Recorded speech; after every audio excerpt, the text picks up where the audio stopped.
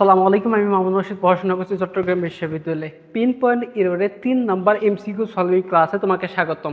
এখানে আজকে আমরা শিখব যে একটা পিন পয়েন্ট এরর প্রশ্ন কিভাবে সলভ করতে হয় এবং ঢাবি 24 বাংলাদেশের অধিকাংশ বিশ্ববিদ্যালয়গুলোতে পিন পয়েন্ট এরর থেকে কোশ্চেন এসে থাকে।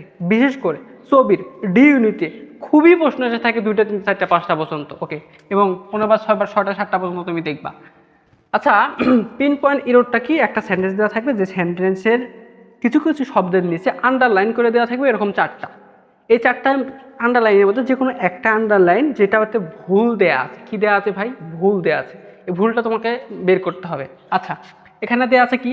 করিম together with many of his friends.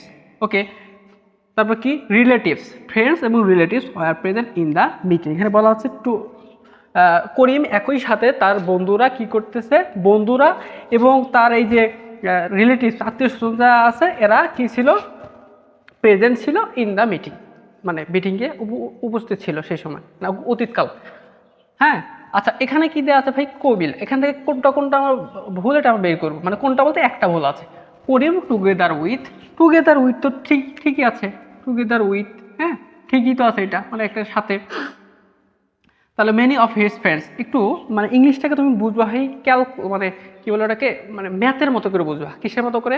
ম্যাথের মতো করে। যখন ম্যাথের মতো করে ইংলিশটা বুঝবা, তোমার কাছে ইজি হয়ে যাবে। জাস্ট এই এমসিকিউটা সলভ করার আগে আমরা এখানে একটু বিষয় খেয়াল করি। যে দেখো তো এখানে কি আছে, যে মেনি আছে। কি আছে ভাই? মেনি আছে। এটা কি রাইট? হ্যাঁ, এটা রাইট। এটা একটা ফ্রেজের মতো কাজ করতেছে, ভিতরে দিয়ে দুইটা জিনিসকে ইনক্লুড করছে, মানে এই অংশটাকে এবং এই অংশটাকে যুক্ত করছে, এই যে টুগেদার উইথ, এটা ঠিক আছে। আচ্ছা, তারপর এবার দেখি এই যে এখানে বি নাম্বার, এটা ঠিক আছে কিনা। কি আছে এখানে? মেনি আছে। মেনি কি? অনেক, তাই না? অফ হিজ ফ্রেন্ডস, তাহলে অনেক যেহেতু কি, অনেক যেহেতু, তাহলে অনেক যেহেতু, তাহলে ফ্রেন্ডসটা কি একজন হবে? ফ্রেন্ডসটা অনেক হবে। তাহলে ফ্রেন্ড না হয়ে কি হয়েছে? ফ্রেন্ডস হয়েছে। তাহলে রাইট কি না? অবশ্যই রাইট, এটাও ঠিক আছে। কথার কথা এখানে তো দেয় নাই, তো কথার কথা আমি এখানে ই নাম্বার একটা দিয়ে দিলাম। কি ই নাম্বার? এখানে কি ভুল আছে কিনা? এখানেও ভুল নাই, কারণ দেখো তো হিজ তার ফ্রেন্ড, হ্যাঁ ফ্রেন্ডস, দুঃখিত, এখানে একটা অ্যান্ড হবে। কি হবে? এখানে একটা অ্যান্ড, হ্যাঁ, ফ্রেন্ড অ্যান্ড রিলেটিভস। ওকে, এখানে একটা রিলেটিভস। আচ্ছা, এখানে কি আছে? এস আছে। তারপর এখানে কি আছে? এস আছে। তার মানে কি? হিজ তার ফ্রেন্ডস এবং রিলেটিভস। এখানে হিজ যদি যেহেতু দিয়েছো তুমি হিজের পরে যে নাউন অথবা প্রোনাউনটা হবে, এবং যদি অ্যান্ড দ্বারা সেটা যুক্ত হয়, কি দ্বারা? অ্যান্ড দ্বারা যদি যুক্ত হয়, পরের যে নাউন অথবা প্রোনাউনটি হবে, এটা যদি সিঙ্গুলার হয় তাহলে এটাও হবে সিঙ্গুলার, এটা যদি প্লুরাল হয় এটাও হবে প্লুরাল। আমি কি বুঝাইতে পারছি ভাই? এটা যদি সিঙ্গুলার হয় এটা হবে সিঙ্গুলার, এটা প্লুরাল হয় এটা হবে প্লুরাল। সো এখানে মেনি আছে, তার মানে মেনির জন্য জোর করে এখানে সিঙ্গুলার হতে পারলো না, প্লুরাল হয়ে গেছে। তো এখানে যেহেতু প্লুরাল হয়েছে, তো এখানে প্লুরাল হওয়ার কোনো চান্স আছে না, ভুল হয়ে যাবে। সো এখানেও কি হয়ে গেছে? প্লুরাল হয়ে গেছে। আচ্ছা, ওয়ার, এখানে সমস্যাটা আমি দেখতে বোঝাচ্ছি। War present in the meeting. So কি মিটিংয়ের মধ্যে উপস্থিত ছিল, বা মিটিংয়ে উপস্থিত ছিল, বা মিটিং করতেছিল, হ্যাঁ সেই সময়। সো এখানে ঠিক আছে, ইন একটা প্রিপোজিশন আছে, সো এটাও রাইট। ঠিক আছে, আমরা জানি এটাও right. Preposition plus article plus noun, ঠিক আছে। আচ্ছা, সমস্যার কথা এখানে ওয়ার। আপাত দৃষ্টিতে তোমার মনে হতে পারে যে এখানে যে ওয়ারটা আছে এটা রাইট। কেন ভাই রাইট? কেন রাইট মনে হবে? কারণ এখানে রিলেটিভস আছে। কি আছে? রিলেটিভস। এখানে আছে রিলেটিভস, তার মানে এই রিলেটিভস কত অনেকগুলো, তাই ওয়ার হবে। আবার কি ফ্রেন্ডস আছে, কি হবে? তার মানে কি যে ওয়ার হবে না, কিন্তু কনসেপ্টটা ভুল। এরা এখানেই খেলাটা খেলছে। কিরকম?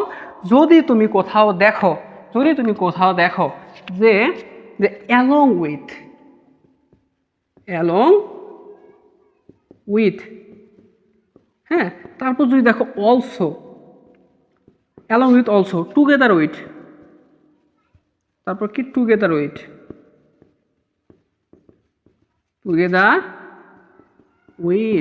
তারপর যদি দেখো ইনক্লুডিং,